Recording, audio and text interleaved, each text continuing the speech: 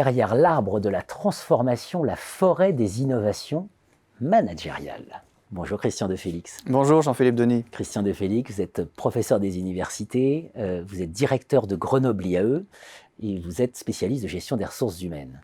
Et vous êtes co-auteur dans la revue Questions de management d'un article intitulé « La métamorphose des organisations, des innovations managériales multiples, la GRH au rendez-vous, point d'interrogation ». Alors là, il y a beaucoup de sujets là.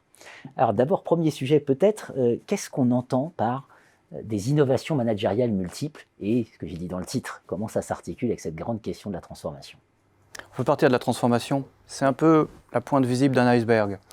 Quelle entreprise, quelle organisation, même publique, n'a pas son projet de transformation aujourd'hui?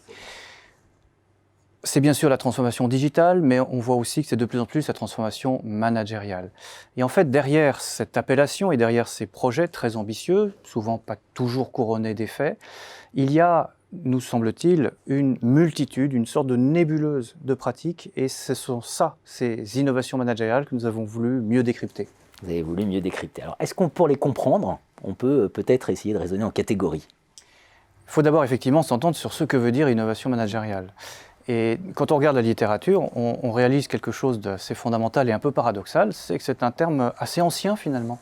Quand Taylor, dès 1911, dit qu'il faut que la direction coopère avec enthousiasme avec les salariés, c'était en soi un germe d'innovation managériale, d'ailleurs très peu applaudi par les patrons de l'époque, on le sait. Quand un peu plus tard, Mary Parker Follett dit que la tâche du leader est de libérer, dans le texte, nous sommes là bien avant l'entreprise libérée, mais c'est déjà quelque chose qui était dans les années 1920. Donc c'est un thème ancien. C'est un thème qui par contre a connu un succès crescendo, notamment à partir des années 1960-70. Et aujourd'hui, il est sur beaucoup de lèvres, à la fois parce que vous avez des prophètes et des gourous de l'innovation managériale, mais aussi parce que les entreprises, les organisations doivent innover en produits et en services. Or, quand vous voulez innover en produits et en services, vous avez du mal à faire du neuf avec du vieux. Autrement dit, à avoir en output des produits et des services innovants si en input à l'intérieur de l'organisation, vous n'avez pas changé également les modes de fonctionnement. Bien sûr. Alors, je crois que vous distinguez, il y a le contenu, il y a le process, il y a le contexte. Effectivement, on a repris une typologie classique dans les sciences sociales qui nous vient de Pettigrew et de l'approche contextualiste. Je l'avais déjà utilisé lorsque j'avais étudié les pôles de compétitivité avec d'autres collègues. On avait remarqué que les pôles de compétitivité n'étaient pas seulement des très belles usines à projets technologiques, à innovation technologique, mais aussi à innovation parfois managériale. Ne serait-ce que parce qu'elles déplaçaient des pratiques de management bien connues en intra-entreprise vers l'inter-entreprise. Par exemple, une rémunération collective interorganisationnelle pour un projet ou une formation qui passe de l'intra à l'inter. Donc ça nous a donné l'intuition que cette typologie, contexte, contenu, processus, elle était sans doute éclairante, heuristique pour plus que les pôles de compétitivité. Alors avec mes co-auteurs, Anne Bastien, Martine Lebouler, Axel Bérard et Thierry Pic, on a pris notre lampe torche et on a regardé à l'intérieur des organisations. Et en regardant plusieurs cas, effectivement, on est tombé sur des innovations managériales de contenu, de contexte, de processus. Alors, de contenu, il s'agit des pratiques qui intrinsèquement sont nouvelles et qui peuvent fonctionner. Quand Netflix met en place sa fameuse possibilité de congé à la carte, on peut appeler ça une innovation managériale de contenu.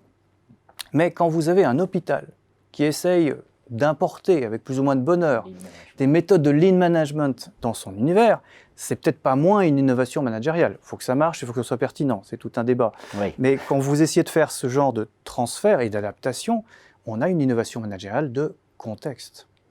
Enfin, ce qu'on regarde aujourd'hui, ce qu'on observe, c'est qu'il y a beaucoup d'univers où l'innovation managériale ne va pas forcément venir de manière classique top-down, mais aussi de manière émergente. Ainsi, dans un groupe industriel du domaine de la nutrition animale, on avait observé que les pratiques d'agilité organisationnelle n'étaient pas venues par un grand projet de la direction. Elles étaient venues de manière un peu virale, au début par un ingénieur passionné de Scrum et de méthodes d'agilité qui proposait à qui voulait, à droite, à gauche, ses services, qui a formé des gens, qui lançait des produits comme ça, qui a essaimé, et à tel point que lorsque un nouveau propriétaire étranger est venu et a fait un audit au moment du rachat, il a constaté ces pratiques, il a dit « c'est très bien, c'est ça qu'il faut généraliser ». Innovation managériale de processus. Extraordinaire. Alors évidemment, dans le titre, c'est mentionné, la GRH au rendez-vous, l'impact pour le directeur de gestion des ressources humaines dans ce contexte? Honnêtement, il est très variable. Il y a des organisations où, d'une part, on peut avoir ou pas des DRH qui sont à la manœuvre sur le sujet, et puis d'autre part, où les autres fonctions, les autres partenaires sont également plus ou moins enclins à leur laisser la place. Par contre, ce dont on est persuadé, c'est que les acteurs des ressources humaines ont une valeur ajoutée sur le sujet. Ne serait-ce que parce qu'il y a justement de l'innovation managériale de contexte et de processus. Pourquoi? Parce que quand on est DRH, on sait très bien que le copier-coller, ça ne marche pas.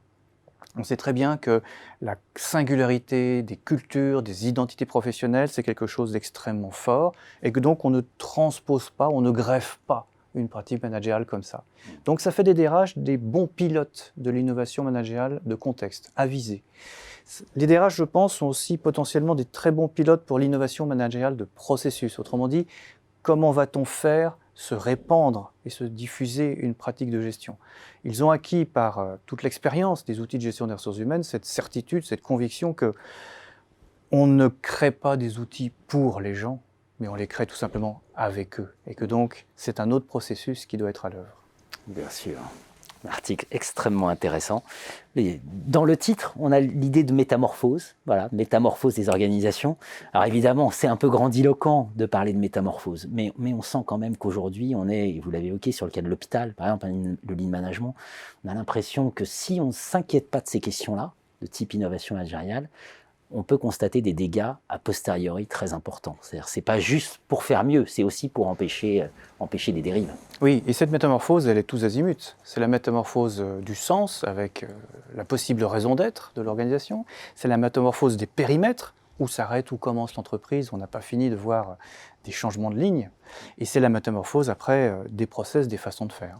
Donc cette métamorphose n'est pas près de s'arrêter. Donc derrière l'arbre de la transformation, ce terme qui est dans toutes les bouches, la transformation, voire plutôt la forêt des innovations managériales. Merci Christian de Félix. Merci Jean-Philippe Denis.